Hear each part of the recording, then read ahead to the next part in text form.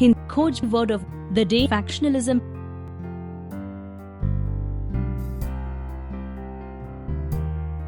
Factionalism का हिंदी में मतलब गुटवाद होता है। फैक्शनलिज्म नाउन या संज्ञा के रूप में। Synonyms of factionalism: sectarianism, dissidence, dissension, sectionalism. Antonyms of factionalism: agreement, harmony, unity, accord. Example: Jyotiraditya India said, "Factionalism is a thing of past.